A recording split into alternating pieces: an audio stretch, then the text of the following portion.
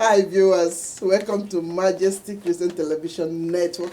My name is Apostle Helen Dokino, your hostess this evening. Thank you for allowing me to be in your home. Today is a very special day.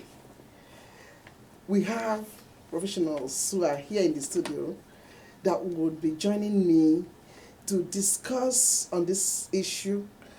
Does 5G cause or spread coronavirus or COVID-19? As we all know, there have been these rumors and stories, and sometimes even riot in some places about 5G and its connection with coronavirus. So some are having it in their heart that because of 5G, coronavirus came. And others are thinking that it is not the reason for coronavirus. So for those who do not know what 5G is the new superfast successor to 4G wireless connectivity.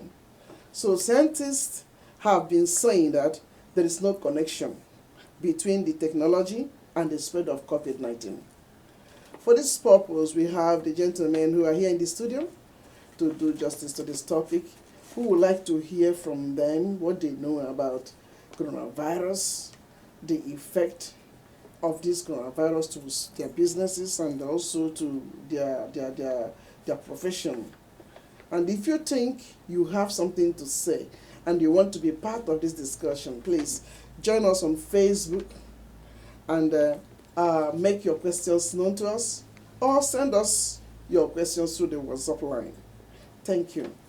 So, gentlemen, as my guest today, we have the chairman of the United Nigerian Platform in the Netherlands, Mr. Donald Okeke. Welcome, sir, to Majesty Television Network.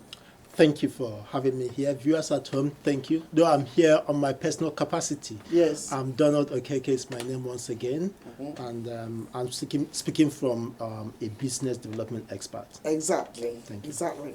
And we also have Mr. Kingsley Yogi, who is a research fellow, who will soon be a doctor anyway. I'm so proud of him because he's too young and at the same time very, very, very intelligent. Welcome to Majesty Christian Television Network. Thank you so much. Thank you so much. It's my pleasure. Beautiful son. My pleasure. Yeah. I know that some will be asking, why do I use beautiful? Of course, you are handsome. You use beautiful when a man has passed that level of handsomeness. Exactly.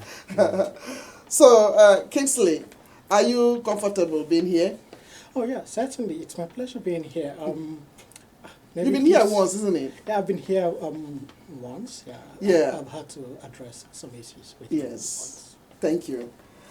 So let's start with the first question regarding this coronavirus. What do you know about it, Chair? What are there some rumors you've heard about it, and are there some certain things you know personally about coronavirus which you want our audience to know?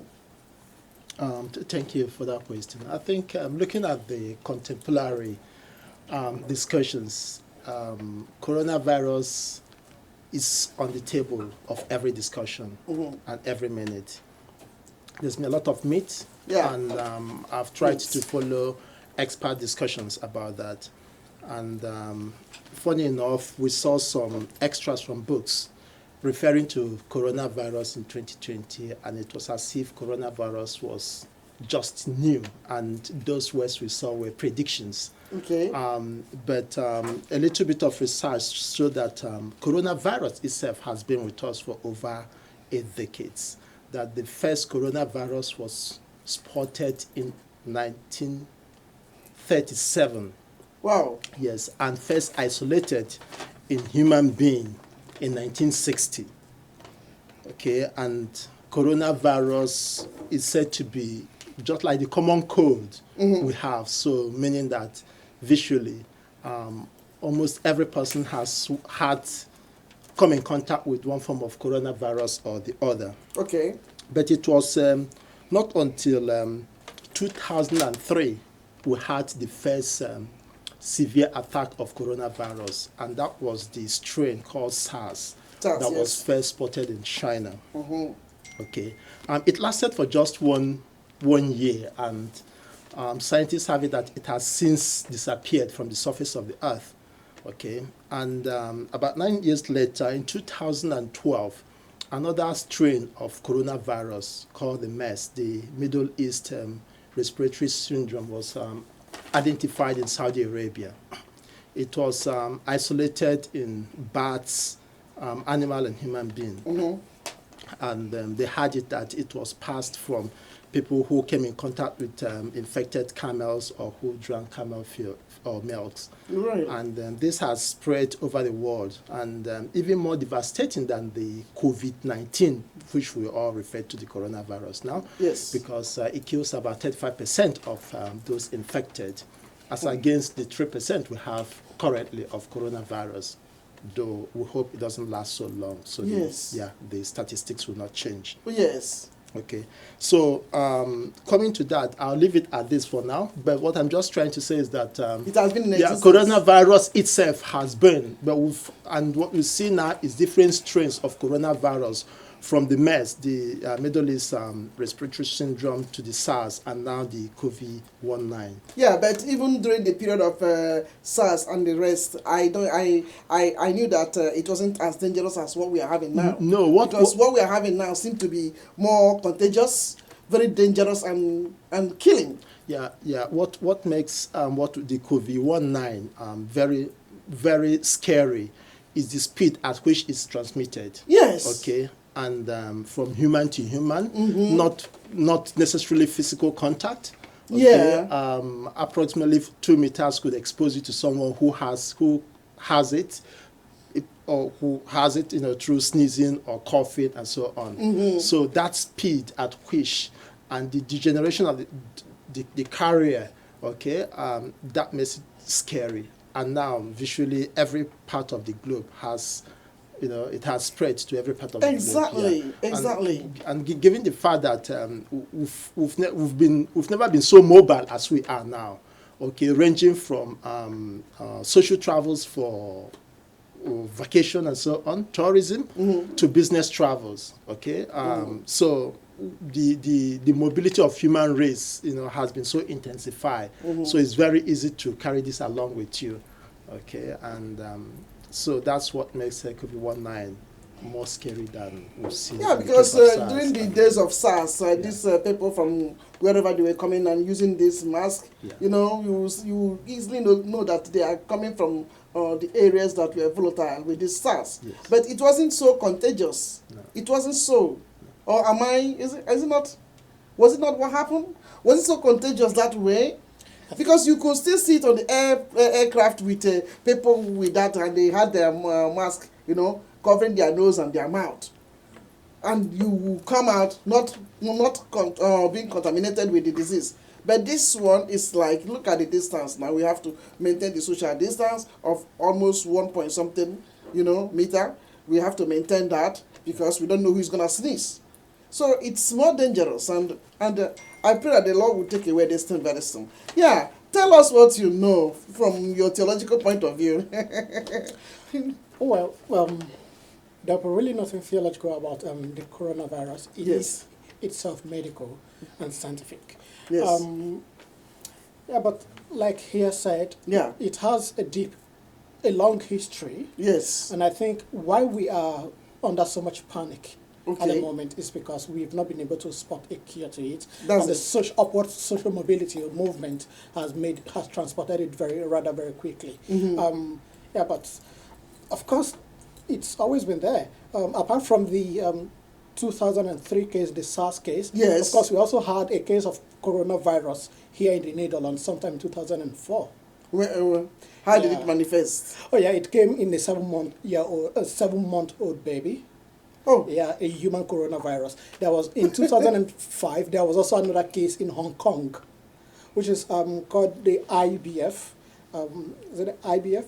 No, the IBF is what was spotted in 1937 in the birds, but it's always been there with us. It's just virus. What makes it scary is that there had not been any cure for it. And maybe we relaxed so much when we first heard of this case. Okay, and we allowed it to just go on for the one that you just pointed that was found in 2005? 2004, 2005. Okay, how did they treat it here? Oh, well, I think... it did not spread? No, it did not spread. They were just able to spot it. There was not any news of it spreading to other people. So, yeah, it's been a manageable situation. Yes. Even the SARS case he mentioned. Yeah. Because they could readily contain it very quickly. The Middle Eastern respiratory syndrome also was contained very quickly, at least. Someone was open enough to say, this is what is happening. And then the world could quickly rally around to find a remedy to it. But in this case, we were taken off guard and without adequate warning that this is transmitted from man to man. So we allowed it to travel so far before we would start taking the necessary measures. I think that's what has made the case of the COVID-19 a little more peculiar and scary. But thank you so much. We knew that this thing started from Wuhan. That's what we all know about. It started from Wuhan. And so are we trying to say here that from the time it spread from Wuhan and the people from Wuhan began to travel to other countries, the doctors were not able to find out that this was a deadly sickness? Oh, well. Is that what we're trying to say here? Well, Or if we look at it from another critical point of view, could it be that people decided to just spread it? I mean, yes. How come that it could go that way so deep to Spain and to America? Because there are some areas that are highly affected with this whole thing, and then there are some areas that are not really affected deeply. Well, that is very true.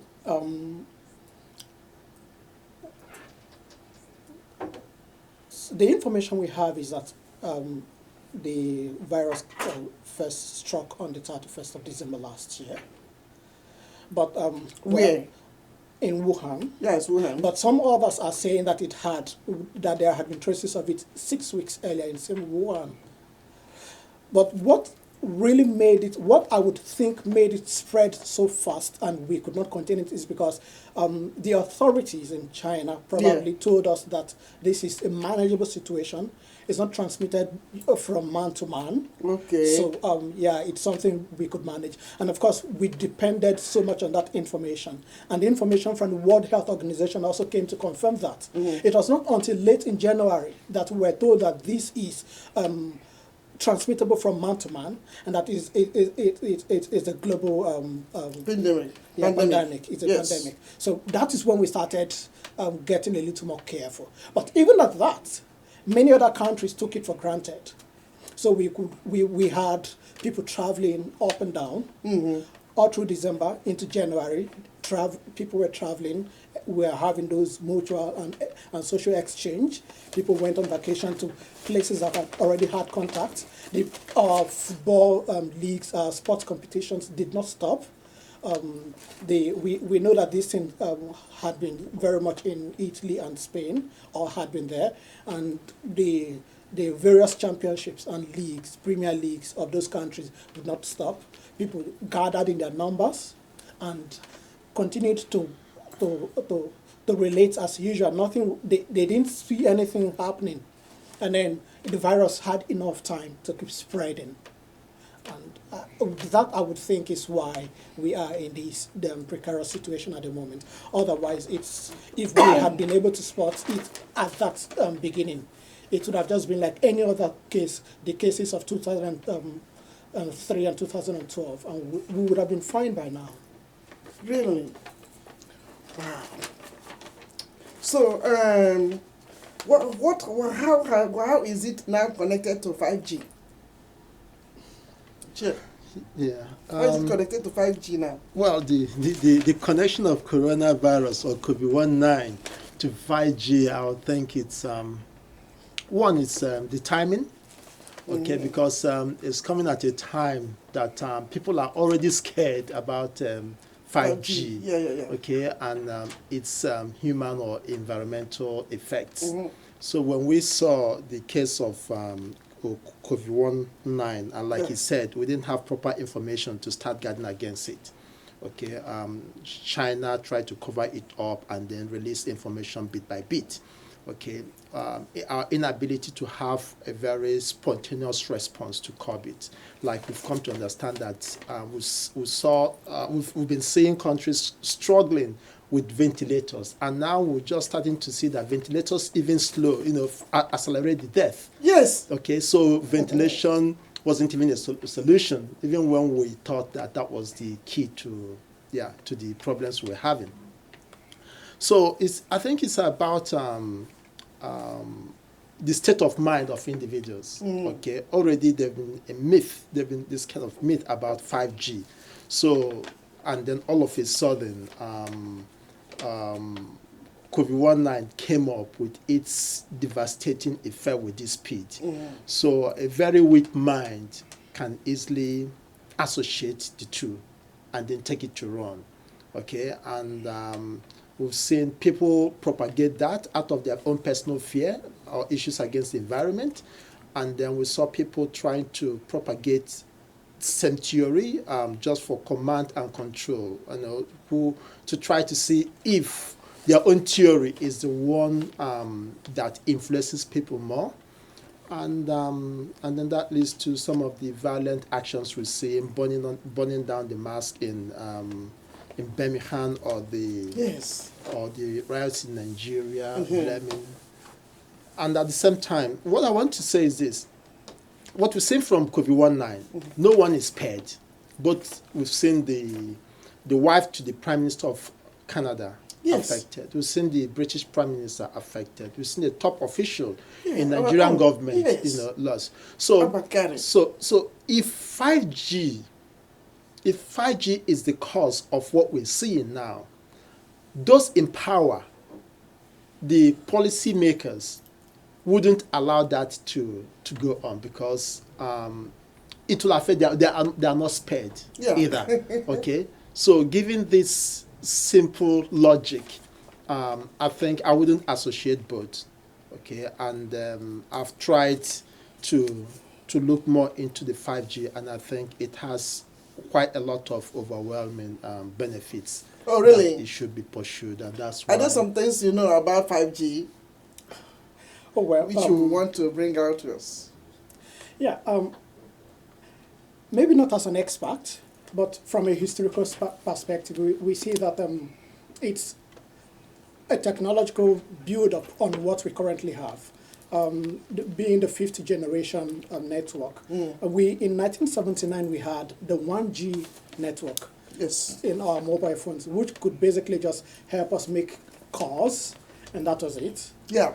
In 1991, we had the 2G. Yeah, 2G. This time around, we could make calls and maybe send an SMS more to that. Yeah. In 2003, we had the 3G. Yes. And by then, we could make calls, send SMS, start browsing the internet, sending emails through the internet, and true. Maybe do a little more. Exactly. True. In 2000 and is that 2011? Okay. Yeah, we had the 4G. The 4G, yeah. Which is what we currently have. Anyone who has a smartphone at the moment knows what the 4G could do. Yeah. Of course, you could live stream, you could play games online, and every other thing. And of course, with the 5G comes many promises of swift technological advances. Like we could now talk of electric cars, which works best with the 5G. Yeah. We could now talk of the holographics. We could now talk of many things to do. Yeah. Artificial intelligence. The age of the artificial intelligence is here with us. So I just see it as an improvement on what has always been. And like every other phase of communication, it would have its peculiar challenge, which the experts would be working on. But like Donald had mentioned, those who are bringing the 5G are human. Yes. they will be affected. They live on the same planet with us. They live in the same environment where the mast will be built. So if it had any adverse effect, they would have no need. Anyone who is familiar with the U.S.-China trade war, which has been lingering for some time now, it came to prominence last year, you would know that the 5G is not out of it. So if it is something dangerous, why is our world powers contesting to have it first? Yep. Do you know whether they already have some things that is going to they are supposed to be using to prevent themselves from the radiation? Do you know? As individuals or at the family level? As individuals. Well, that'll be funny because even which if they do it, which may not be affordable for the poor masses.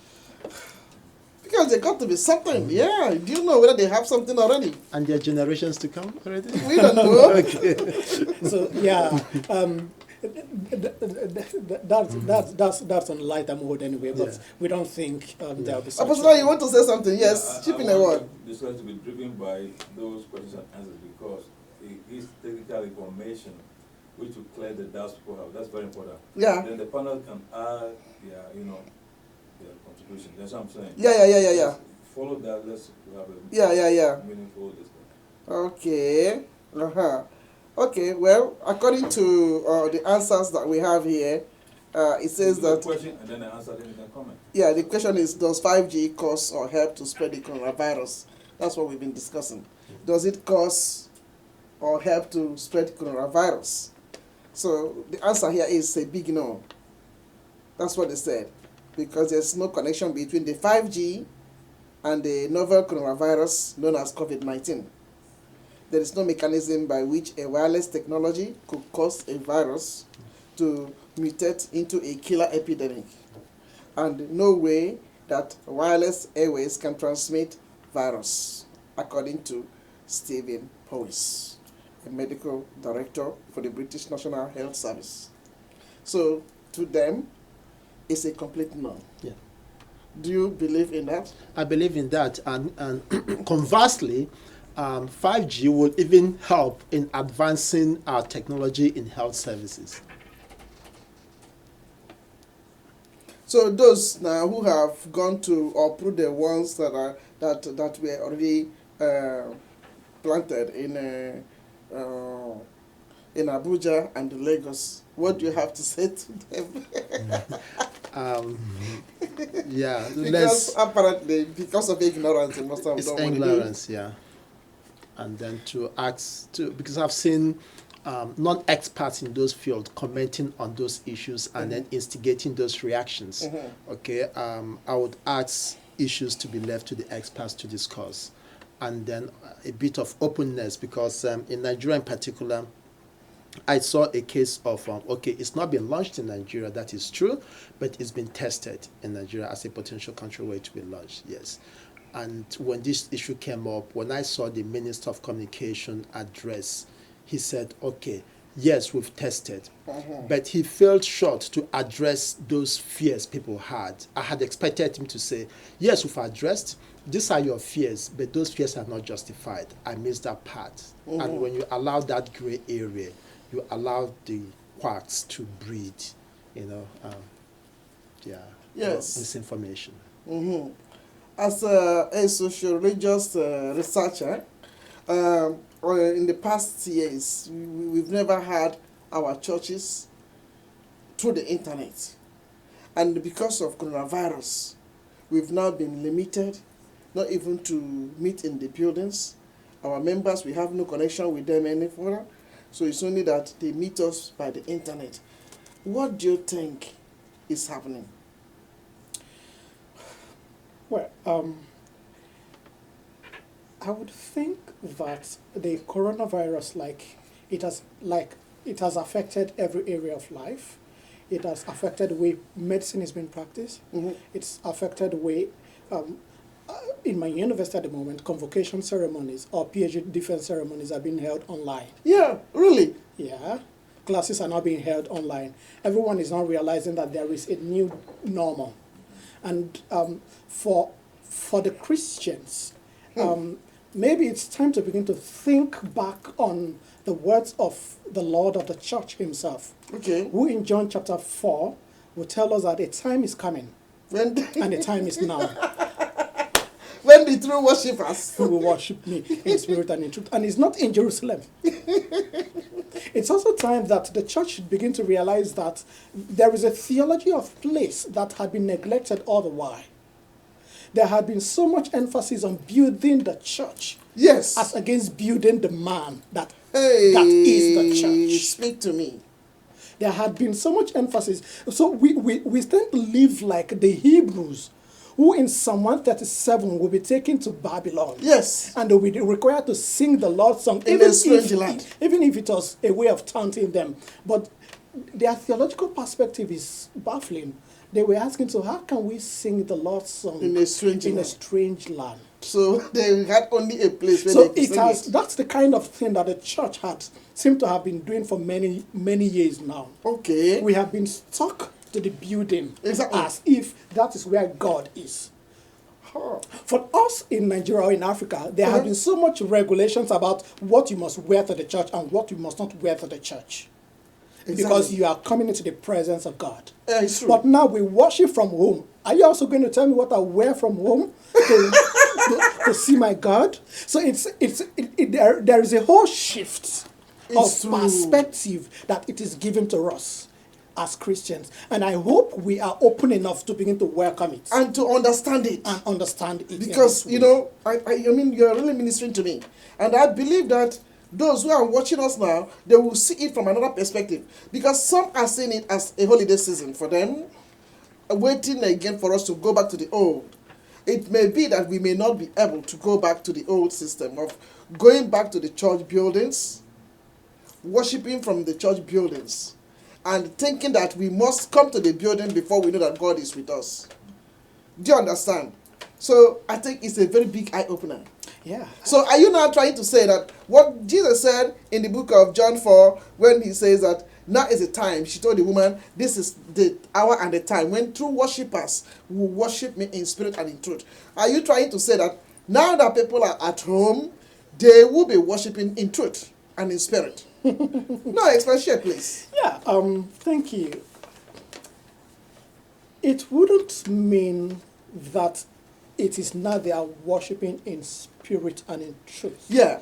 What Jesus was telling the Samaritan woman, the woman of Samaria at that well, is that there is need to begin to depart from this temple.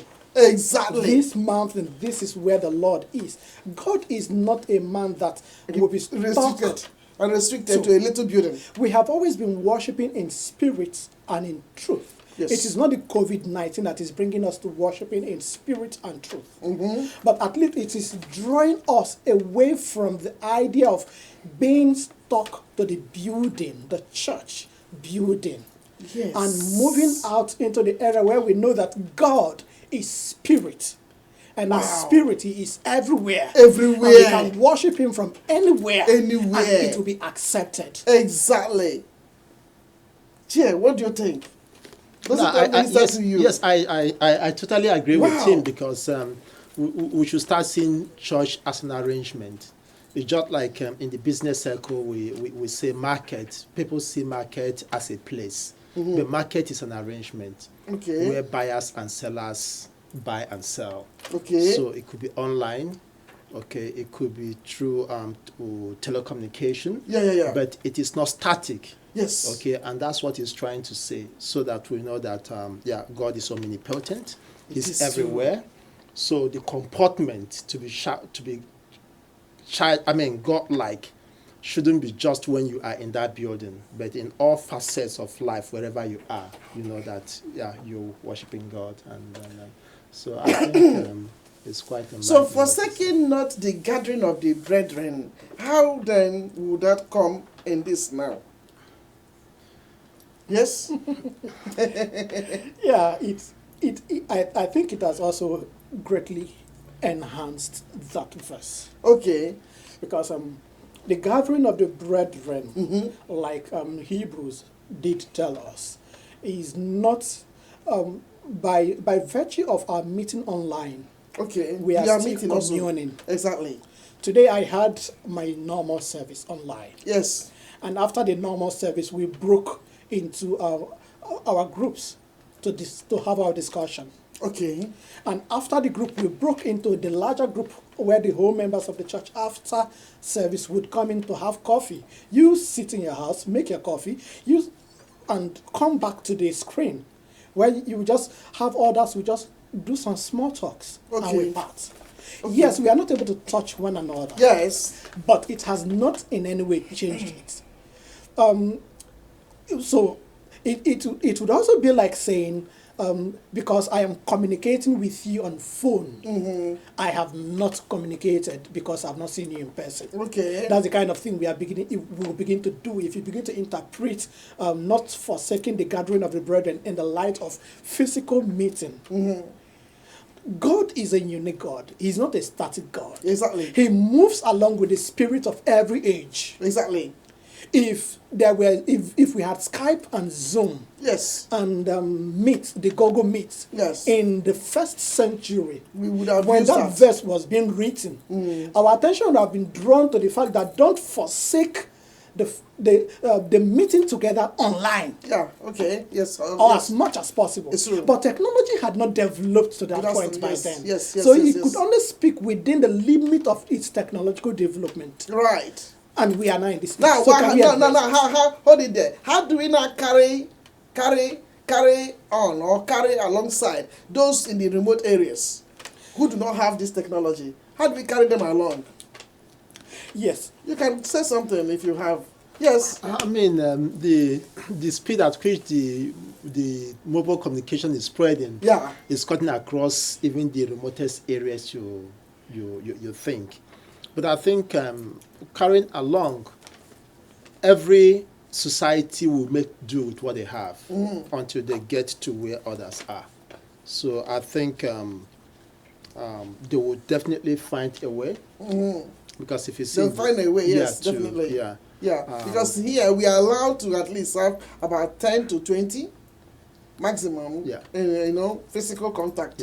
In our churches, but in Nigeria they are not allowed. I think the churches are just closed. Well, that's in some places. In some other places, the churches are not closed. But even if the church is closed, it is time we come back to the earlier statement that God is everywhere. Exactly, but I'm talking about those who are in the rural areas. The priest could just go into the church if he has access to it. Okay. And say his prayers and encourage others to worship from their houses. At least for the now. Okay. And let this phase come to pass. Yes. It is, you are not doing God any service. No. By gathering these people who are prone to infecting one another. Yes. Or in the name of worshiping Him. It is a disservice to God. Yes. And so encourage your parishioners, if you don't have access to this technology, encourage them to worship from home. Okay. God is seeing them. Yes. If you have access to the church yourself as a priest or with any other people, please go in there and worship. And you could say a prayer on their behalf God will understand. This is a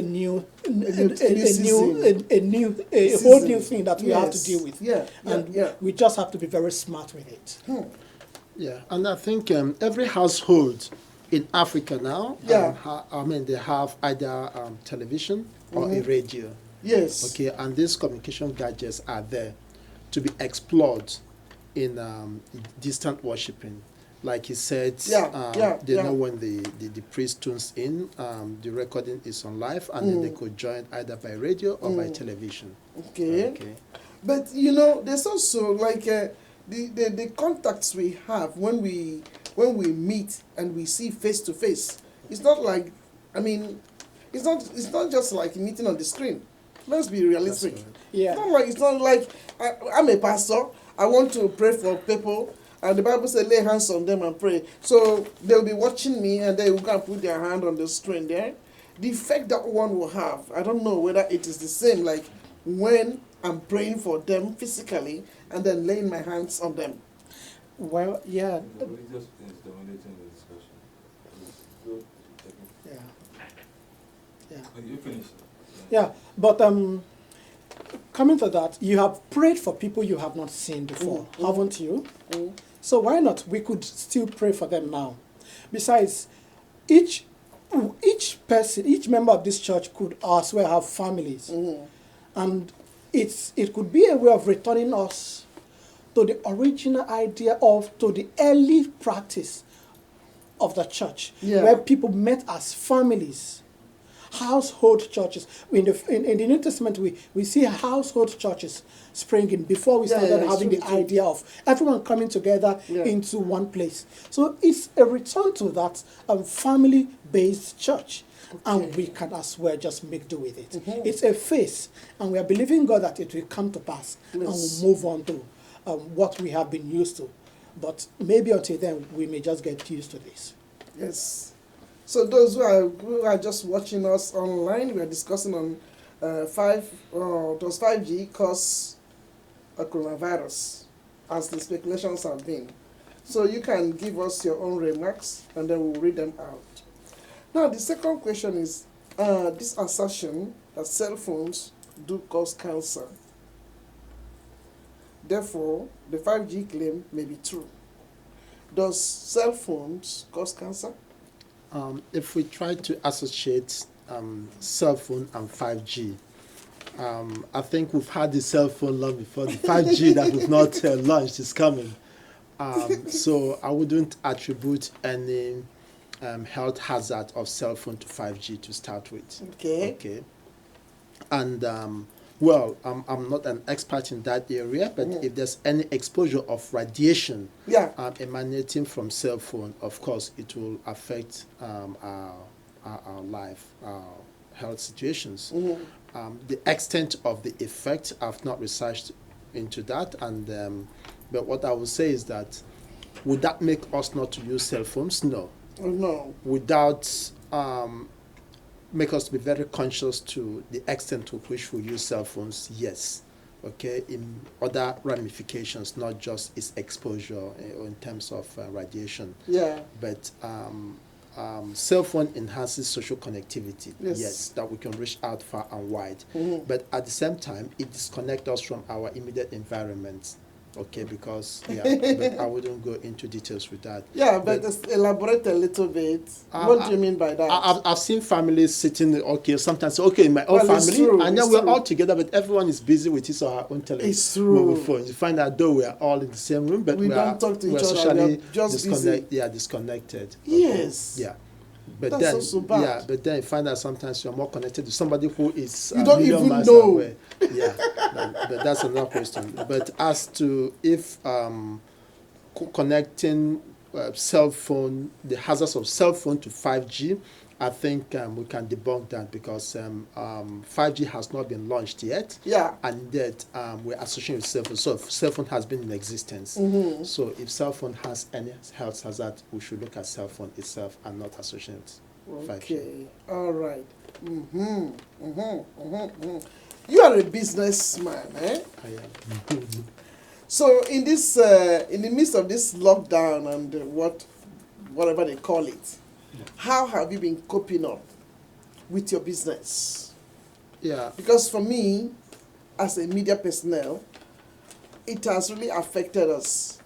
You can't stretch forth your hand to bring people to your program because everybody is just afraid. And they are telling me, okay, wait for a while. Even when I was trying to get my friend, the mayor of this city, so they will tell you, oh, just wait. After some time, okay? After some time, then I'll come. So it's like people are not responding the way they used to. So those of you who are also, you have your own business. So how is it affecting your business life? And when we say it's a disruption indeed. Okay, because business is about mobility. Okay, and looking at from the mobile aspect of it, things don't move with the speed with which they should move. Yes. Okay, and meetings scheduled are not as they should be because sometimes you could have 5-6 meetings in a day, and then they will just move in. But now you have to schedule those meetings online. okay, and then you think of availability. Not everything you have access. We don't work from our offices anymore. We work from home, and not all the gadgets we need, okay, we have at home. Yeah. Take for instance, a couple of years ago, I was a business controller in a company. We have the corporate office there. We have all the physical files there. We have the server there, and then if all of a sudden I have to work from home, I don't have direct access to the server. Yes. Okay, if you do, there's certain limitations. Or you have the physical archive there that you want to dig into something, pick up and read and see. Exactly. Okay, and you've not have them digitally. Yeah. So they will hamper.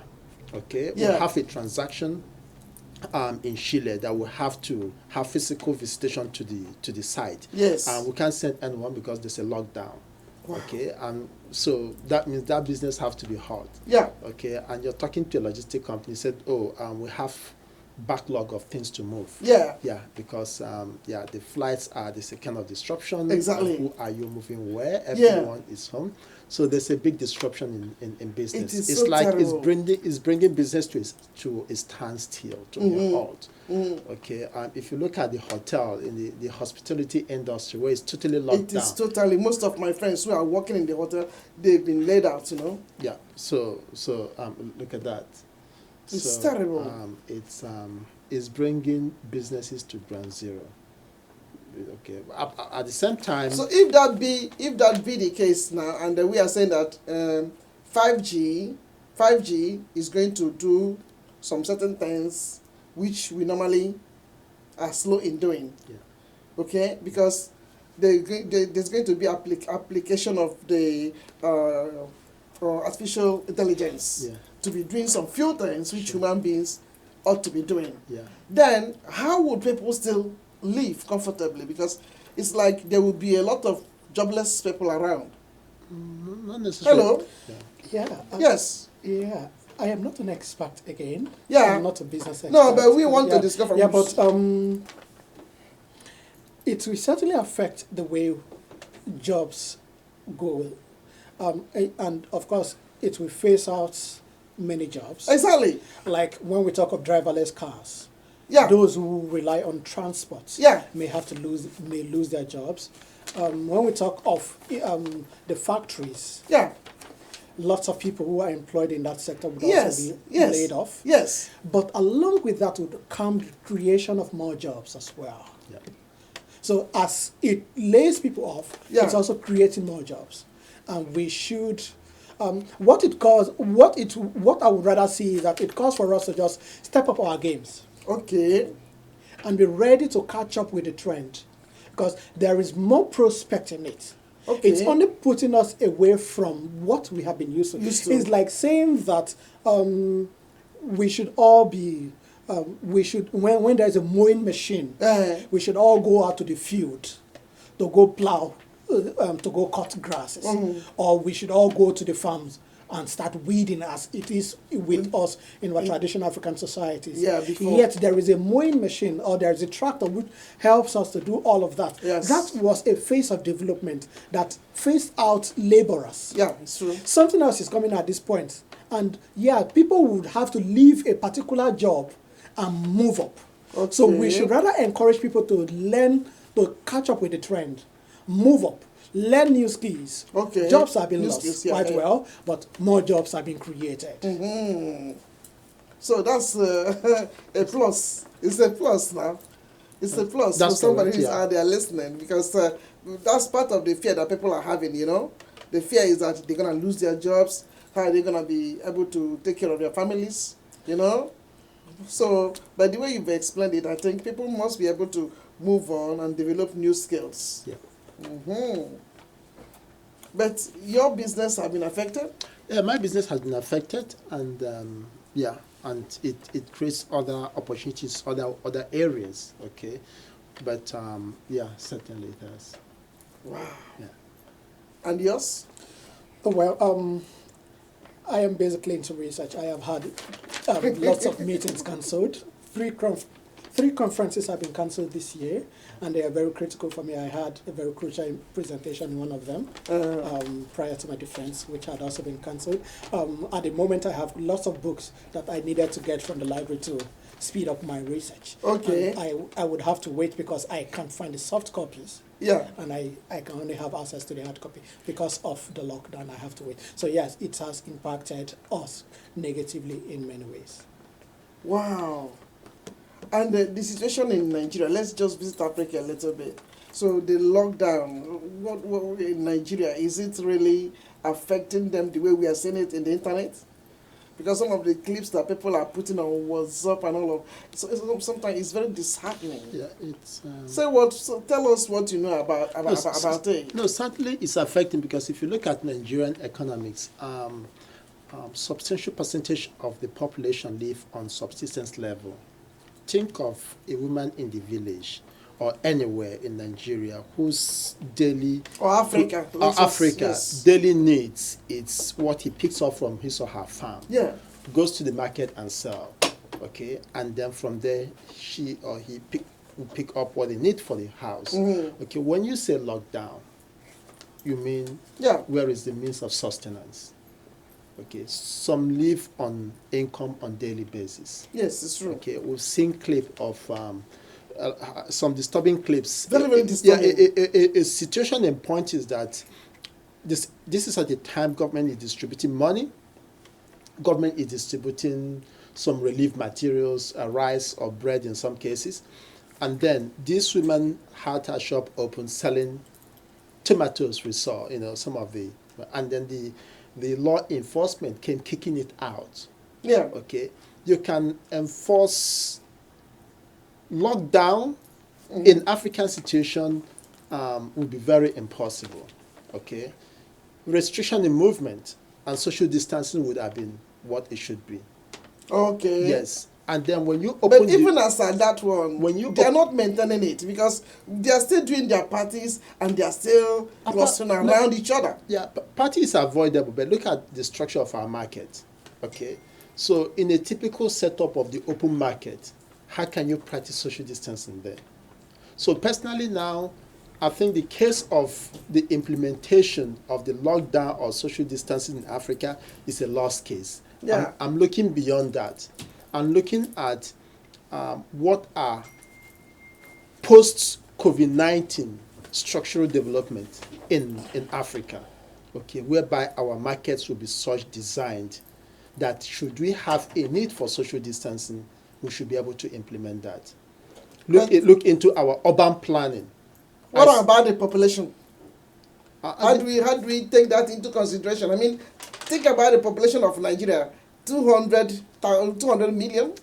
I'll allow how do we plan that in? But yes, tell me. But I think population control, I'll be a strong proponent for population control, okay, to the extent that we'll be able to develop a decent family. Because when we see the flux, the movement of these little kids on the street, okay, the Almajiris, and they move to ask, who are these? Jesus. Are they sons and daughters of who? Why are they left on the street? Okay, and then not to talk of the mental development of these fellows. At the time we have insurgents tapping into such pools, okay, like Boko Haram, for their nefarious activities. So you think on one end you're fighting insurgents, okay, on the other hand you are leaving a potential breeding ground for those. And apart from other kinds of indoctrination, we need to, how do we bring about our development of our population? Because we now hear us say Nigeria is a big market. It has almost 200 million. I said, are we talking of productive population or just population? I'll leave it at that. Yeah. It's been worrisome for me because maybe on one of the worries about the pandemic in Nigeria and maybe the African situation is that not many people have come to terms with the fact that it is real. Yes. There are many people still saying want to see the people affected before we believe that this is show us the names. If you read through the feed, through some social media feeds, yeah, you begin to see people say they've been announcing that this person has this number of people were contracted it and have been discharged. Who are they? Can we see their names? Can we see their pictures? Yeah, it's true. It's true. Somehow it's also attributed to what some of our leaders have planted in their hearts. Sometimes back in sometimes late or early April, we had some famous religious leaders coming to tell us that this whole thing is not real, and that it's not transmitted. It's just the 5G, and there is nothing like coronavirus. Oh. In fact, it's just a 666 coming to play out, and all of those things. So it is worrisome. So we need some form of education, and then government intervention as well. Mm-hmm. Yeah, but we hope it doesn't get to the community level like we have been told it is going in Nigeria, because yes, that's with our living condition would be very deadly. We don't have the facility to enact the social distancing or the lockdown that we have seen in Europe. And yes, it calls for us to develop an African solution to this. And we have had some states come to tell us that, okay, where the federal government of Nigeria have told us that, yeah, you must not go out now without your masks and all of that. We hope that helps. But more to that, we also need to develop our infrastructure to be able to accommodate much of what will be coming in the next few days or weeks if things don't abate as we hope. Yeah, I was reading something last night, and I found out that Nigeria has only tested about 12,000, yeah, while Ghana have tested 140,000. South Africa 60,000, Kenya 40-something thousand, and these people do not have the sort of population we have. So why is it that we have only succeeded in testing 12,000? So it's like we are not ready. Yeah, we're not. I think so. We are not, because the way now these deaths are reported in Kanu, and then you are reading social media, they are telling us we don't know what this could be, this kind rampant deaths and this and this and that. Could that not be COVID-19 killing them? No. Hello, that's what it should be. No, that's. I mean to make it, or I mean emphatic pronouncement on that should be based on scientific outcome of a post-mortem, but there's a higher probability that that's the case. Yes, okay? 97 people within a week. There's a family that my younger brother was reporting, the family of his friend, 12 people have been crept out within just 24 hours. Yeah. So because of this social contact they are not keeping, if this thing is real and it will come, I think the way it will create people will be very disastrous. Yeah, I think I came across one this morning, so I said, okay, my problem is that someone denies that it's not real, but I'll be more concerned if the person fails to keep to the rules, and then you put the lives of others in danger. Okay, yeah, believe it or not, but just stay indoors to avoid infecting others. Stay indoors. How would they get the food to eat? How would they get their food to eat? Because how? Well, that brings me to my last question this evening to you, my panelists.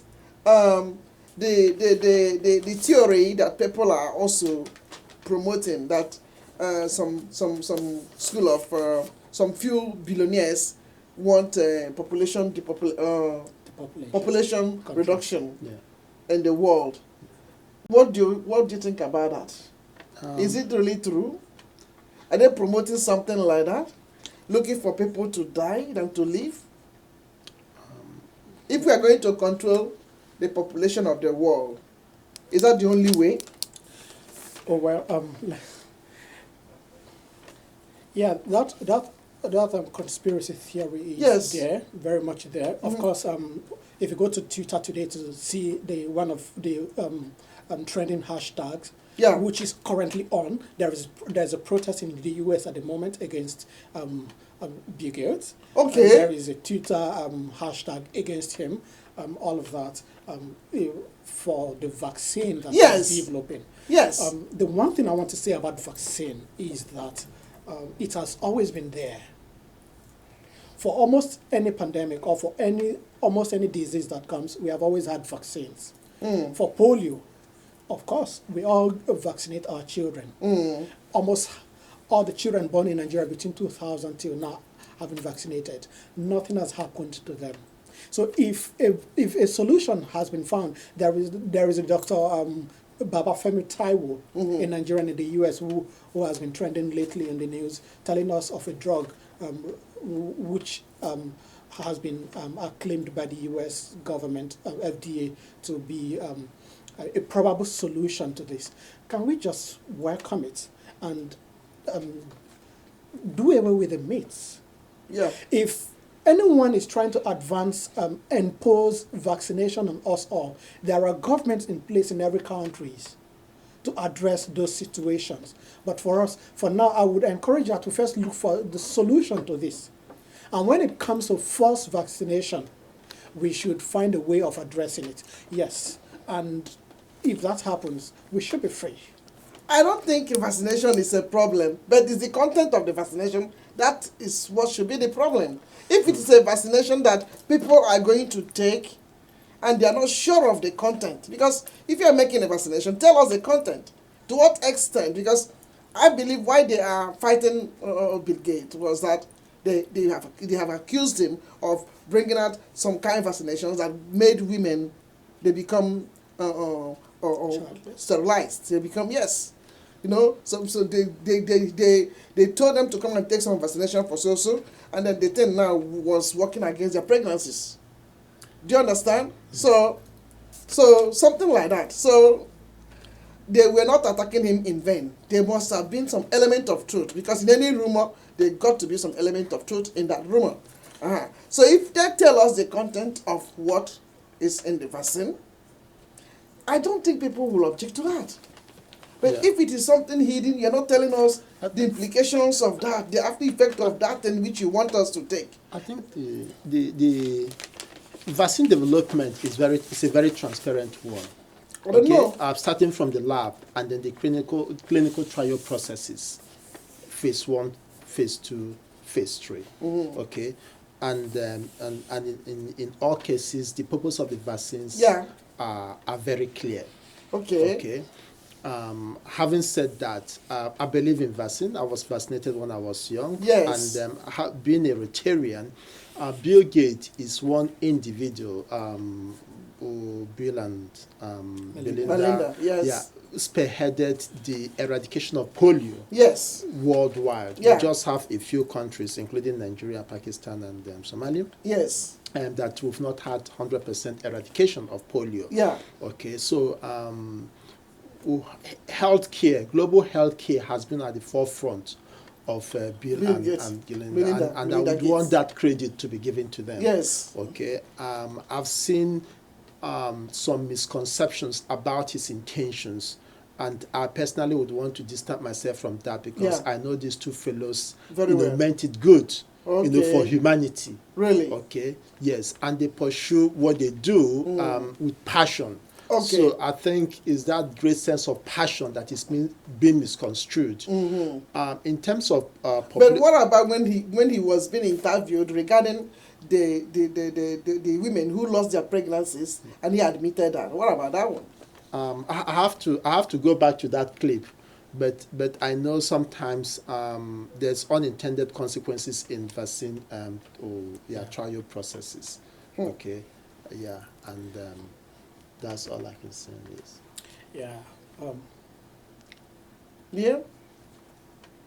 So then, do we consider it done with our topic for tonight? Have we done justice to it?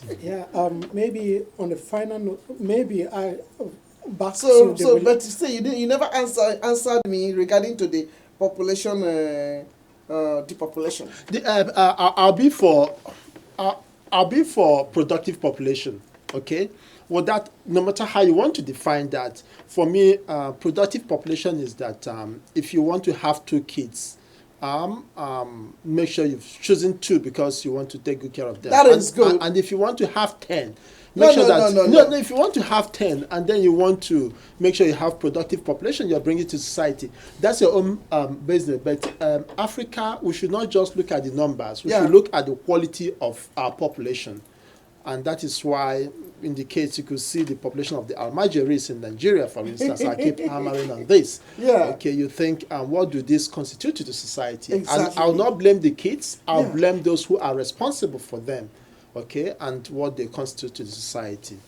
So, population control, I wouldn't be against it. I have just 2 kids, and I have that. That is good because purely personal. Because China adopted something like that years back, and then they control their population by making families to only give birth to 1. Yeah.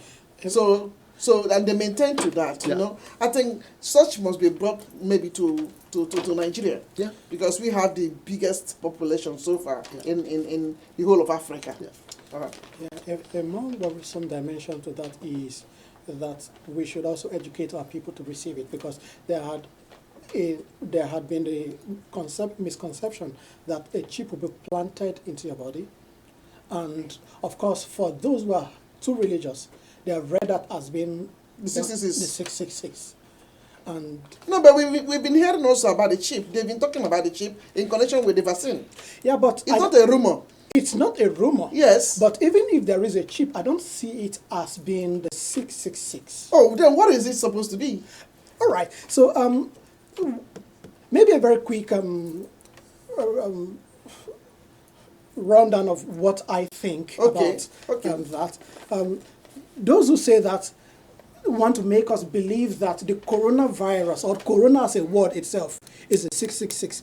How do they do that? They give you numerical values for each of the alphabets. Yes. So the corona, corona, yes. The CORACORONA, yes, it gives you 666. And then the corona, which is 6 alphabets, gives you 6. And then when you add 6 to that, it becomes 6. It does not really make much sense. Well, because when you go back to, corona is only an English word. English is not the only language in the whole world. When you go to Japanese, the Japanese word for corona starts with K. When you add it up, it doesn't give you 666. And that word corona is coming from the crown, the molecular structure of the virus, and how it attaches itself. And that is how that name corona comes in from the crown, from the molecular. From the Greek word stemma. You get it from the Greek word stemma, which means crown or diadem. Having to do with royalty. But the word coronavirus in Greek is coronoios. And it does not add up. So we should do away with all of these misconceptions. It's a virus that has the ability to attach itself, to the cell it wants to destroy. You could see if you see the molecular structure of it looks like a crown. Exactly. That is how it's derived. So leaders have an obligation to teach the right thing, so that those who these people want to, those whom these vaccines are meant to help, would not be resistant to it. What is the use of the chip? You've not answered me. The chip that is coming together with the vaccine. What is the use of the chip? If I don't want any chip, because the chip they want to bring in is chip that will read everything about me. Maybe read everything about you, but we have also had your phones, which reads almost everything about you. Unless you use a VPN. Your phone has almost every data about you. Do you throw away your phone? No. So welcome to chip. Oh my God, thank you so much. Thank you. What's your last comment on this discussion? Chair, look into the camera and talk to us. My last comment and encourage your Nigerian community. My last comment to this is just listen to experts and not to quacks. And then follow the instructions and policy guidelines of the state wherever you are. Yes. Okay. What about you? Well, again, please don't be deceived by Yes. much of what you hear. Yes. For those who are Christians, read your Bible. And you study for yourself and don't allow yourself to be taught by someone whom you don't trust. That is the essence of the new covenant. That And the those who law- do not study by themselves, what would they do? If they're not unable to read and write? Listen to experts Exactly. and not to quacks. Listen to the experts. And not to quacks. Oh, well, thank you so much. And those of you who have been with us online, thank you as well. So on this note, gentlemen, I say thank you to you. And we hope to have you again and again. Okay, our viewers, we say bye to you. And then we hope to see you again by this time next week. Bye for now. And stay, what? Safety. Stay safe. And healthy. Yeah.